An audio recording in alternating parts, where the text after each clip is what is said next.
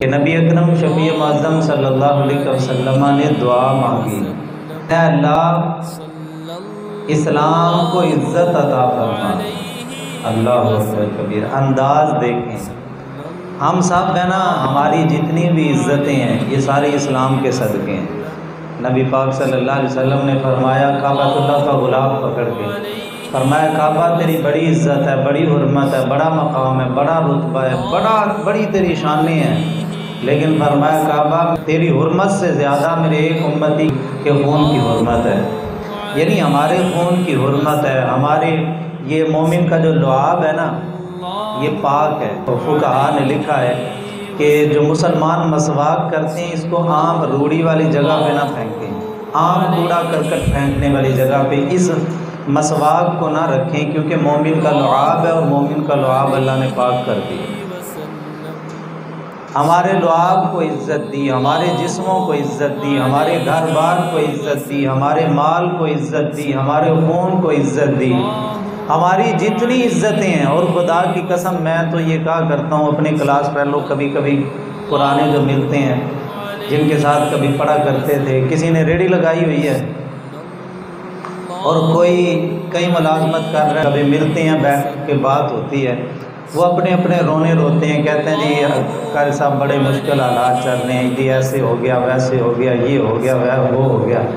تو میں تو اسی وقت دل کرتا ہے کہ سر سجدے میں پھینک کے مولا کا لاکھ کروڑ شکر ادا کریں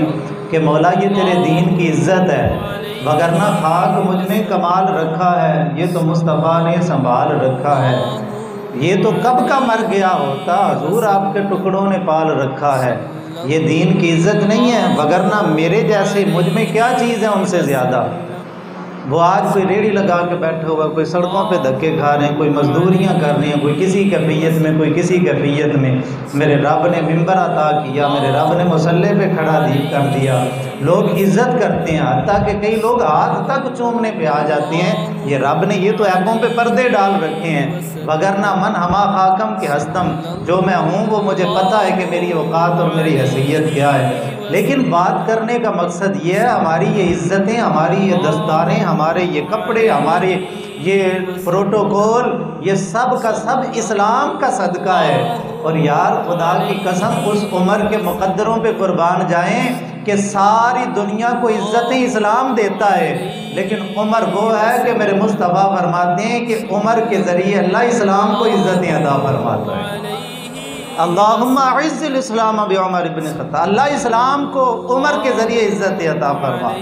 اور وہ اسلام تو ویسے ہی باعزت ہے، اسلام کی تو ویسے ہی عزتیں، رفعتیں، مقام و مرتبے بلند اللہ تعالیٰ نے کر دی ہیں، لیکن فاروق اعظم وہ ہستی ہیں کہ جن کے ذریعے اللہ تعالیٰ نے اسلام کو غلبہ عطا فرمایا، اسلام کو عزت عطا فرمائی، اسلام کو تمکنت عطا فرمائی، اسلام کو سلطنت عطا فرمائی، مسلمانوں کا رعب و دبدبہ ہو گیا، اور مسلمانوں کو اللہ تعالیٰ نے شان، سلطنت اور حکومت اور وقار عطا کیا، جس ہستی کے صدقے وہ حضرت فاروق اعظم رضی اللہ تعالیٰ عنہ کی ذات والا سے